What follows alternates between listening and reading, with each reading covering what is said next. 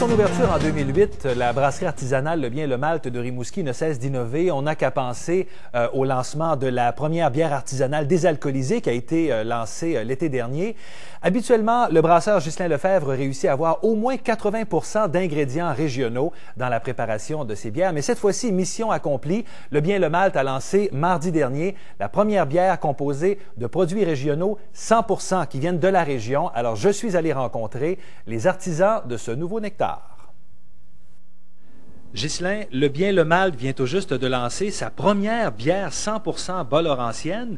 Je pense que c'est une fierté probablement comme entreprise pour vous d'avoir une bière vraiment produite ici chez nous. Hein?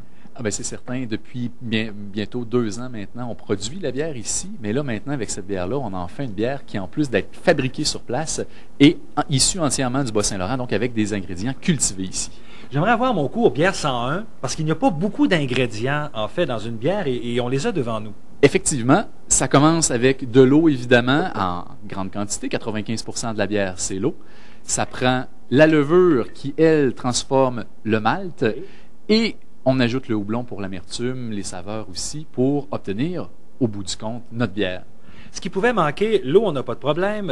Ici, la levure, vous la produisez chez vous. Vous aviez déjà le malt avec Cindy qui est juste à côté. Donc, ils étaient déjà producteurs pour vous. Hein? Ils étaient déjà producteurs pour nous et maintenant, en lançant cette bière-là, ça leur donne même le goût de fabriquer plus de variétés de malt pour fournir l'entièreté des bières. Oui.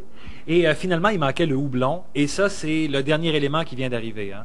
Le houblon manquait. Maintenant, la Mère Nature à Saint-Marcellin produit du houblon. C'est dans les premières sorties de houblon et on espère bientôt être capable de s'approvisionner entièrement là-bas. Cindy, Malte Brou, c'est votre entreprise. Est-ce que ça fait longtemps que ça existe? Ça fait quelques années qu'on est en développement, mais on a commencé à mettre nos maltes sur le marché au printemps 2008, donc à peu près en même temps que la naissance du Bien et le Malte. Oui. Alors, depuis ce temps-là, on collabore. Et vous êtes quand même chanceux parce que, bon, vous êtes situé à quel endroit? C'est à Cabano, hein? Oui, exactement, à Cabano. Et vous distribuez quand même votre malt un petit peu partout au Québec.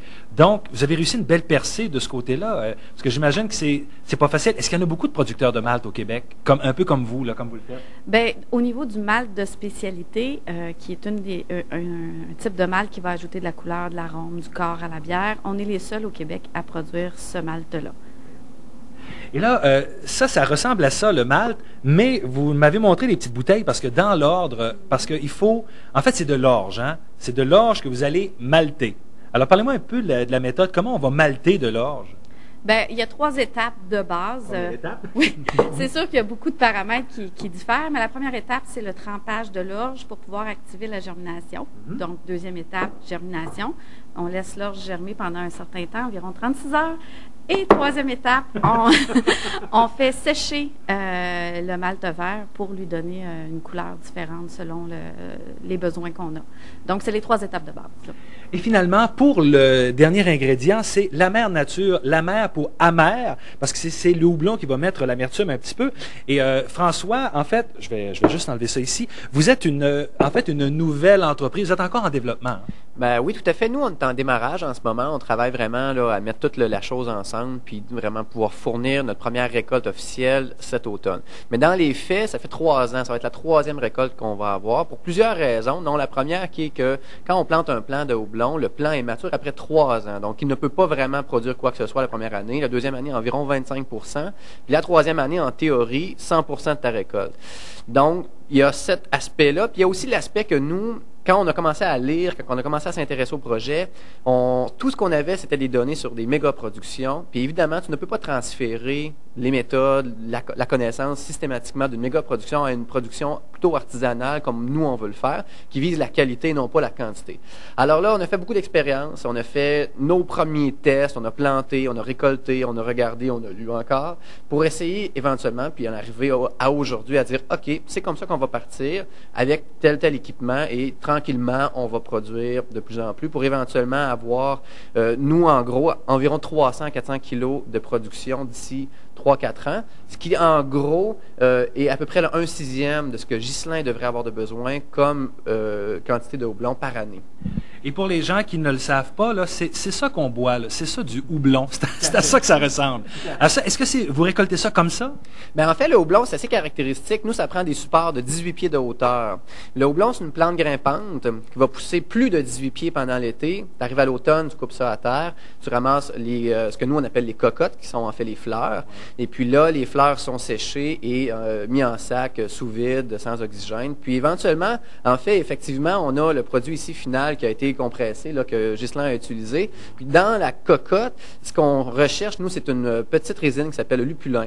Et c'est là-dedans qu'on a les différents acides, les différentes huiles essentielles qui donnent l'amertume, qui donnent l'arôme, qui donnent une partie du goût aussi. C'est un beau cours de bière 101, ça, pour savoir pourquoi elle est si bonne que ça. Une fois qu'on a ces bons ingrédients-là, de bons ingrédients de chez nous, il fallait l'élaborer. Comment tu as dosé ces ingrédients-là, finalement, pour arriver à ta bière? Oh, là, c'est le secret de la recette. C'est pas le secret nécessairement, mais tu m'as dit qu'il y a un peu plus de malt que de houblon. Donc, tu voulais aller avec un peu moins d'amertume. Oui, bien, c'est certain que dans une recette, pour faire l'équivalent d'à peu près 1000 bouteilles, comme je fais ici, c'est 80 kilos de malt et un seul kilo de houblon. Donc, ça reste vraiment beaucoup plus de malt. C'est sûr que j'ai dosé 2 types de malt différents pour en arriver au résultat suivant, le résultat final. Et il y a aussi 2 types de houblon qui ont été utilisés. Et maintenant, elle fait maintenant partie de la famille des bières chez Le Bien Le Malte. Donc, elle n'est pas juste là pour un temps limité, là, elle est toujours là. Ben, en fait, c'est une première. Donc, ouais. Elle est là, cette recette-là, pour environ 1 mois et demi. Et déjà, on en a reparlé ce matin, justement, nous 3 ensemble, voir qu'est-ce qu'on peut faire pour qu'il y ait une suite. Et il y en aura une. Donc, dans 1 mois et demi, il y aura la petite sœur de cette première version. Alors, ce n'est que le début d'une belle collaboration avec des producteurs de la région. Exactement. Ben, merci, bravo et santé. Merci. Voilà, en terminant, je vous rappelle que Cinéma 4 va présenter une projection spéciale. C'est la trilogie de Bernard Raymond sur les vertus théologales que sont la foi, l'espoir et la charité. Et c'est à la salle Georges Beaulieu du Cégep de Rimouski, samedi 17h la neuvaine et à 19h30 contre toute espérance. Dimanche 17h contre toute espérance et 19h30 la donation. Et lundi 17h la neuvaine, 19h30 la donation. D'ailleurs, Bernard Raymond sera présent aux projections de dimanche et lundi. Et nous aurons le plaisir de le recevoir lundi à l'émission. Il sera notre invité. Alors là-dessus, passez un excellent week-end. On se retrouve lundi, 13h30. À terre. Ah ouais! Toi avec. Couche-toi à terre.